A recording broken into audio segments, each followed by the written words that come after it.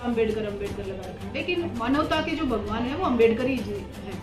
ऐसे ही अगर ओबीसी और दलित समाज के अगर नेता हैं तो वो भी एक भगवान का ही रूप है, क्योंकि उन्होंने उत्तर प्रदेश में जिस तरह से उनको एक जो दबी शोषित और कुछ जो जनता थी उसको जो उन्होंने एक आवाज़ देने का जो काम किया वो मुलायम सिंह जी थे। नहीं तो उनकी एफआईआर तक थानों में नहीं लिखी जाती थी, लोगों पर इतने अत्याचार होते थे। आए दिन जो है जो पिछड़ा समाज है, जो शोषित समाज है, जो कुचला हुआ समाज है, उसके जो लोग हैं उनकी हत्याएं होती थी। तो ये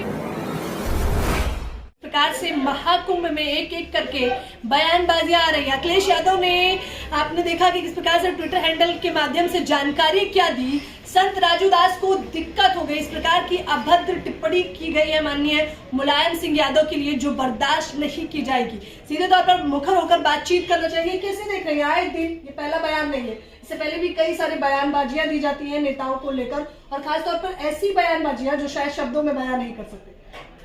सबसे पहली बात तो ये है कि मैम इस टाइम ना राजनीति का स्तर इस लेवल पे गिर गया है कि लोगों के दिलों में एक दूसरे के लिए सम्मान ही नहीं है।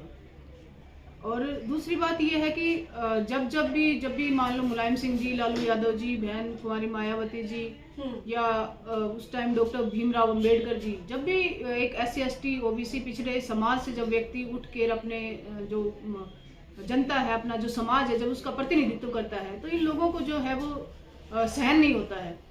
तो उसको वो क्या करते हैं कि उसको कष्ट देने की कोशिश करते हैं, उसको डिफेम करने की कोशिश करते हैं।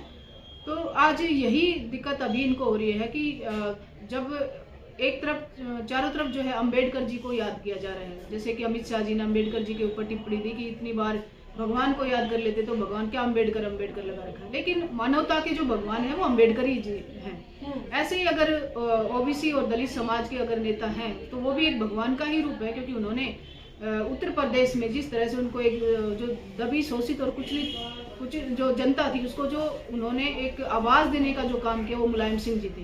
नहीं तो उनकी एफआईआर तक थानों में नहीं लिखी जाती थी, लोगों पर इतने अत्याचार होते थे। आए दिन जो है जो पिछड़ा समाज है, जो शोषित समाज है, जो कुचला हुआ समाज है, उसके जो लोग हैं उनकी हत्याएं होती थी। तो ये जो समाज को जो लीडरशिप देते हैं उनको ये डिफेम करने का प्रयास करते हैं, ताकि इन समाज से कोई और हिम्मत ना कर ले और कोई मुलायम सिंह बनने का प्रयास ना कर ले और कोई मायावती बनने का प्रयास ना कर ले। जैसे कि अब साधना सिंह है जो बीजेपी की MLA हैं, उन्होंने मायावती जी के ऊपर बोला कि मायावती जी है ना तो वो लेडीज तो है ही नहीं, वो तो या वो किन्नर है, वो ना तो आदमी है ना वो पुरुष है। तो सबसे पहले तो मतलब आप एक MLA हो, एक क्षेत्र का प्रतिनिधित्व करते हो कि आपकी ये भाषा होनी चाहिए। तो ऐसी जो महिलाएं, दूसरी बात जिन महिलाओं जो भी महिलाएं जो किसी भी वर्ग की हो, चाहे जो सामान्य वर्ग की क्यों ना हो, अगर वो आगे बढ़ी है विपरीत परिस्थितियों के बावजूद तो उनको नमन करना चाहिए, उनके संघर्ष को सलाम करना चाहिए, क्योंकि उन्होंने भी एक महिलाओं को एक उस समाज को जो है आवाज़ दी है कि कितना भी आप गरीब घर में पैदा हो जाओ, लेकिन अगर आप में जज्बा है तो आप अपने समाज का, अपने लोगों का भला कर सकते हो, ऊपर के पद पर भी पहुंच सकते हो। महाकुंभ की जब बात हो रही है तो तमाम लोग विरोध कर रहे हैं कि वहां पर मुलायम सिंह यादव की मूर्ति क्यों लगाई गई है, वो तो आस्था का विषय है। मुलायम सिंह जी की मूर्ति क्यों लगाएगी? आस्था के विषय में मतलब भगवान को जैसे हमने और भगवान बनाए, जैसे कि हमारी स्टोरी में राम भगवान है, कृष्ण भगवान है या कोई और भी भगवान है। अभी जैसे कि केजरीवाल ने कहा कि भाई हम मंदिर के पुजारी जो हैं उनको हम सैलरी देंगे, तो वाल्मीकि मंदिर के जो भगवान है, रविदास जी हैं, वाल्मीकि हैं, संत वाल्मीकि हैं, क्या ये भगवान नहीं है? तो भगवान तो इंसान अपनी श्रद्धा से, आस्था से ही बनाता है ना। वो किसको भगवान हो सकता है कि वो पत्थर को ही भगवान मानने लग जाए? तो लोगों में अगर आस्था है, कुंभ में उनकी मूर्ति लोगों ने लगाई है, तो इसमें उनकी आस्था पे सवाल क्यों उठाना है?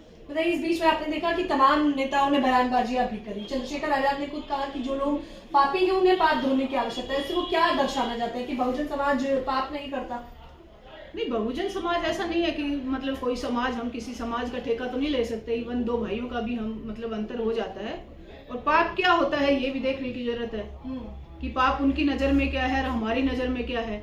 तो हम किसी ऐसा तो नहीं ले सकते कि उसको वो समाज तो उससे जुड़ा हुआ है, वो ऐसा है। ये देखो पॉलिटिकल बयानबाजी इस तरह का मैं नहीं करूँगी, लेकिन हाँ ये है कि जो भी जिनकी आस्था का विषय है वो वहाँ जाएं। और मुलायम सिंह जी में को लोग भगवान मानते हैं। लोगों ने ये देखा है कि उत्तर प्रदेश के अंदर उन्होंने लोगों को जो आवाज़ दी है, लोगों के जो दुख दूर किए हैं, तो वो तो उनको भगवान ही है। बताइए, कहा जा रहा है कि उन पर संत राजूदास ने सीधे तौर पर कहा कि वो केवल मुसलमानों के नेता थे। वो शब्द जो इस्तेमाल किया वो बेहद अभद्र है।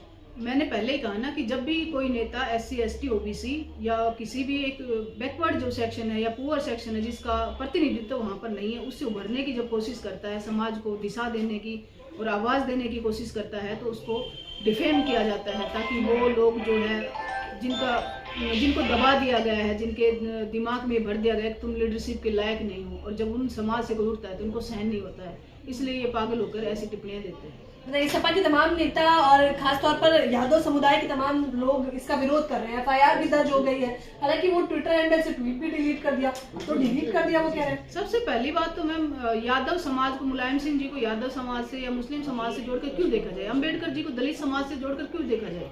जब जनरल कास्ट का कोई मतलब नेता उभर के आता है तो हम मतलब उसको पूरे वर्ड का नेता बना दिया जाता है, और जब SC ST OBC से कोई उभरता है तो वो पर्टिकुलर उसकी कास्ट का नेता बना देते हैं। OBC का भी नहीं, SC ST का कैटेगरी का नेता भी नहीं, उसकी कास्ट का नेता बना देते हैं। तो ये भी नेताओं को साजिश करने की एक कोशिश है, इसलिए उनको सिर्फ यादवों से ना जोड़ा जाए, क्योंकि उन्होंने पूरे उत्तर प्रदेश को आवाज़ दी है, और उनकी पार्टी में भी देखो उन्होंने हर कैटेगरी के जो लोग हैं उनको एक प्रतिनिधित्व दिया है। अभी उनकी पार्टी का जो विपक्ष के नेता हैं वो भी ब्राह्मण है, तो उनकी भी आवाज़ दी है। इकोनॉमिक वीकर सेक्शन से जो आते, जो इनका प्रतिनिधित्व नहीं था। संत राजू दास को तो संत बताया जाता है, आप कैसे देखती है? संत महात्मा न जाने उन्हें क्या क्या कहा जाता है। अब देखो, लोग अगर उन्होंने ऐसे कर्म किए होंगे, लोगों की नज़र में संत महात्मा है तो वो होंगे, लेकिन अब जिन्होंने अपनी शब्दों की गरिमा खो दी, तो मुझे तो नहीं लगता कि वो संत है, क्योंकि संत होने के साथ आपको कुछ क्राइटेरिया पूरे करने होंगे। संत मतलब एक भगवान का रूप ही हो जाता है, और भगवान अगर छोटी भाषा का यूज करे तो हम तो उसे संत नहीं मान सकते ना। कह रहे महाकुंभ में विपक्ष के कोई भी नेता क्यों नहीं जा रहे, वहां पर 40 करोड़ लोग आ रहे हैं, तो विपक्ष के नेताओं को लगेगा कि वहां जाना चाहिए तो चले जाएंगे, तो उनकी आस्था का विषय है, ये पर्सनल विषय, इसको राजनीतिक विषय क्यों बनाना है। कुंभ जो है, जिसमें मतलब एक आस्था का विषय है कि हिंदू धर्म में या हमारे इंडिया में जो 12 साल में कुंभ का मेला भरता है, तो उसमें लोग जाते हैं, अपनी आस्था प्रकट करते हैं, तो उसको राजनीतिक मुद्दा बनाने की जरूरत नहीं है। लोग जाएंगे तो चले जाएंगे, नहीं जाएंगे तो नहीं जाएंगे। ये बयान जो है पहला नहीं है, और ऐसी बयानबाजियां मुझे तो नहीं लगता कि थमने वाली है, तो इसकी वजह क्या देखते हैं आप?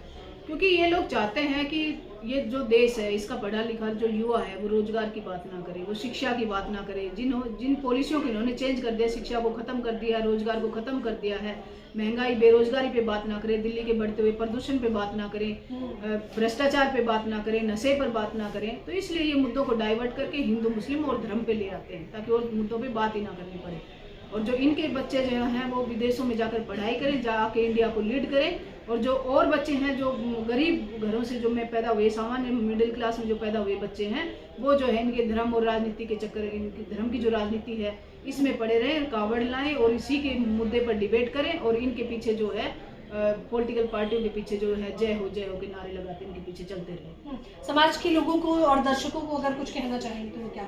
मैं समाज के लोगों से यही कहूंगी कि शिक्षा जो है वो शेरनी का दूध है, उसे डॉक्टर भीमराव अम्बेडकर साहब ने कहा था, जो पिएगा वो धाड़ेगा। इसलिए अपना जो बहुमूल्य जो टाइम है, एक गोल्डन जो पीरियड है इस एज का, वो अपने आप को मजबूत करने में लगाओ, ये धर्म और जाति की राजनीति में ना फंसो। और जो संविधान है वो सबको इक्वल एक मौका देता है कि जिससे हमारा देश भी आगे बढ़ेगा, हम पूरा देश जो है वो ग्रो करेगा, यूथ भी ग्रो करेगा। उस संविधान की जो भावना है उसको अपने अंदर जो है समर्पित करो, और उसके अनुसार आप आगे बढ़ो, अपने आप को शिक्षा से मदद।